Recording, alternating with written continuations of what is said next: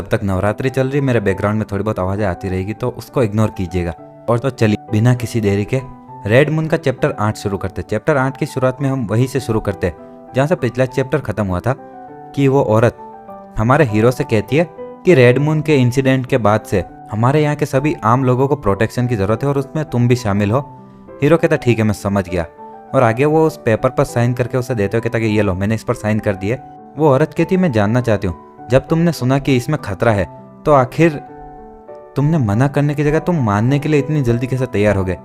Hero कहता कि जब मैं अनाथालय में था तो हमारे डायरेक्टर ने मुझसे कहा था कि जब ये लाल चांद वाला एक्सीडेंट हुआ इसके बाद से हमारी इस दुनिया में लोगों की संख्या बहुत ज़्यादा कम होने लगी और ये किसी बुरे सपने जैसा था और सारे कानून वगैरह सब कुछ खत्म हो चुका था और सिविलाइजेशन बहुत ज़्यादा पीछे जा चुकी थी और अगर बचे कुचे लोग भी आपस में लड़ते रहेंगे तो मुझे डर है कि हम लोग वापस कभी पहले जैसे नहीं रह पाएंगे।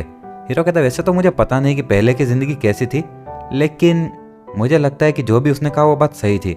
वो औरत उसे देखते हुए कहती है कि ठीक है, और उसे एक बक्सा देते हुए कहती है इस बॉक्स को एकदम सेफ रखना और इसमें बहुत ही ज़्यादा इंपॉर्टेंट चीज़ें हैं। और हम देखते हैं कि उस बॉक्स में एक मोबाइल होता है, एक गन होती है और कुछ चीज़ें होती है। हीरो कहता है कि एक बंदूक। वो कहती है कि इसमें एक सेलफोन है और इससे कम्युनिकेशन बहुत ज़्यादा आसान हो जाएगा और अगर कुछ भी हो जाए तो तुम इस मोबाइल से मुझे कांटेक्ट कर सकते हो और मैं भी तुम्हें इसी का इस्तेमाल करके कांटेक्ट करूँगी और इस मोबाइल के अंदर बस एक ही नंबर है और वो है मेरा। हीरो कहता है कि हाँ इस मोबाइल में बस एक ही नंबर है और आखिर ऐसा क्यों लग रहा है कि जैसे कोई मेरी शुगर मम्मी हो वो मुझे ये सब कह रही हो कि जैसे कि तुम मेरे हो और तुम्हारे मोबाइल में सिर्फ एक ही नंबर रहेगा और वो मेरा, समझे। आगे वो कहते ओए क्या तुम सुन भी रहे हो मैं क्या बोल रही हूँ। हीरो कहते कि हाँ मैं समझ रहा हूँ और वो मन में सोचता कितना ऑकवर्ड है ये सब। वो औरत कहती कि ये काफ़ी ज़्यादा लस्टफुल इंसान है तो इससे ये और भी कम खतरा हो जाएगा हमारे लिए।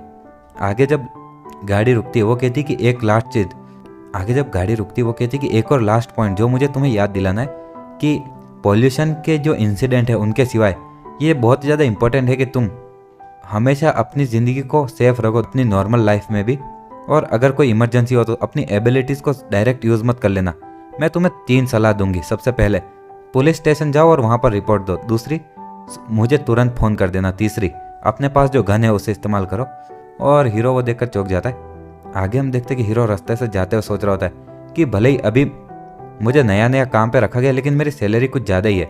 हर महीने मुझे 5,000 और प्लस 1,000 कंपनी की तरफ से जहाँ पर मैं अभी काम कर रहा हूँ मतलब टोटल 6,000 मिलते हैं और मुझे मिशन के लिए भी बोनस मिलता है और एक लेवल 1 के साइकिक मॉन्स्टर को क्लियर करने के 30,000 बोनस और लेवल 2 के 3 लाख। और चलो मैं कैलकुलेट करता हूँ, अगर मैं 6,000 जो मुझे मिलने वाले मुझे पता है उनको इस्तेमाल करूँ मुझसे 500 उसमें से 500 खाने के लिए और बाकी सबको मैं बचा सकता हूँ। और 1 साल के आसपास मतलब ये कुछ 66,000, 10 साल का 6 लाख ऐसे वो हिसाब किया जा रहा होता है। वो कहता है कि जो एलिमेंट्री स्कूल है उसे भी जल्द से जल्द मुझे दूर किसी जगह पर ले जाना होगा क्योंकि दीवारों के पास में बहुत ज़्यादा खतरा है, और एक ऐसा घर खरीदना जिसमें कि हर कोई आराम से फिट हो सके। और उसके अलावा मुझे 15 साल के लिए सेविंग्स भी चाहिए। अगर मैं और भी मिशंस में इनकी मदद कर सकता हूँ तो मैं और भी ज़्यादा पैसा जल्दी कमा पाऊँगा। और लगता है कि मुझे एक ऑफिशियल वर्कर बनने का कुछ ना कुछ प्लान सोचना होगा। आगे वो कहता है अगर सब कुछ अच्छे से रहा तो मैं कुछ पैसा खुद के लिए भी बचा सकता हूँ। और तभी उसकी बहन वहाँ पर एक सामने स्ट्रीट लाइट पर बैठी होती है। वो कहती बिग ब्रदर आखिर तुम क्या कर रहे हो, मम्मी और डैडी तुम्हारा घर पर इंतज़ार कर रहे हैं। हीरो कहता कि परफेक्ट, तुम यहीं पर हो और मुझे तुमसे किसी चीज़ के बारे में बात करनी है। उसकी बहन कहती तुम मेरी ताकत चाहते हो ताकि तुम और पैसे कमा सको, लेकिन बड़े भाई बदले में मुझे क्या मिलेगा। हीरो कहता है कि एक रबर चिकन, और उसकी बहन के थोड़े क्रैक आने लगते हैं। वो कहता है कि एक वो ड्रम बजाने वाला बंदर तो और क्रैक आते, और बाद में लास्ट में वो कहता है कि एक नाचने वाला गधा, तो वो किसी मूर्ति की तरह टूट जाती है। वो कहती बड़े भाई तुम बिल्कुल भी ईमानदार नहीं हो तो गुड बाय।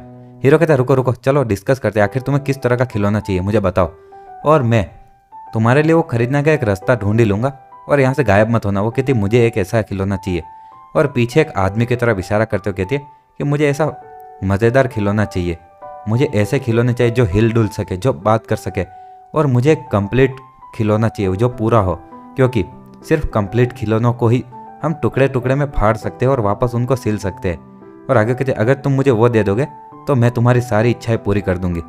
हीरो कहता है कि इसके बारे में आगे उसकी बहन के पास में बैठते हुए कहता है कि छोटी बहन तुम हमेशा दूसरों को चोट पहुंचाने के बारे में भी मत सोचो, ये कानून के खिलाफ है।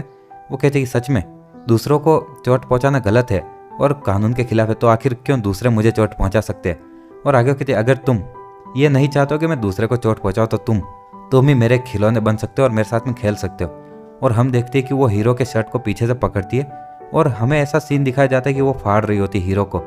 और पता नहीं अब उसने हीरो को सच में मार दिया है कि नहीं, ये तो हमें अगले चैप्टर में ही पता चलेगा। और मैं इस चैप्टर को यहीं सस्पेंस के साथ ख़त्म करता हूँ। अगर आपको वीडियो पसंद आती है तो लाइक शेयर एंड सब्सक्राइब कर देना। मैं डेली ऐसी वीडियोस लाता रहता हूँ।